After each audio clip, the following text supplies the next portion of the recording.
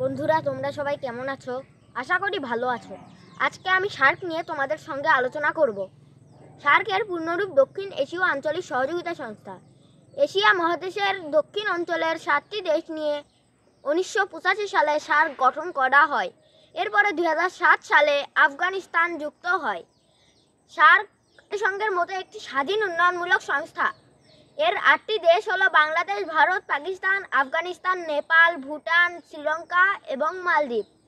SAARC গঠনের লক্ষ্য ও উদ্দেশ্য হলো সদস্য দেশগুলোর সামাজিক, অর্থনৈতিক ও সাংস্কৃতিক অবস্থা দ্রুত উন্নয়ন করা, দেশগুলোকে বিভিন্ন বিষয়ে আত্মনির্ভরশীল হতে সাহায্য করা, বিভিন্ন আন্তর্জাতিক সংস্থার সাথে সহযোগিতাপূর্ণ সম্পর্ক গড়ে তোলার জন্য দেশগুলোর উন্নয়ন সাধন করা, দেশগুলোর মধ্যে ভ্রাতৃত্ব সৃষ্টি ও পরস্পর মিলেমিশে চলা, দেশগুলোর স্বাধীনতা রক্ষা এবং ভৌগোলিক সীমা মেনে চলা, এক রাষ্ট্র কর্তৃক অন্য রাষ্ট্রের অভ্যন্তরীণ বিষয়ে হস্তক্ষেপ না করা।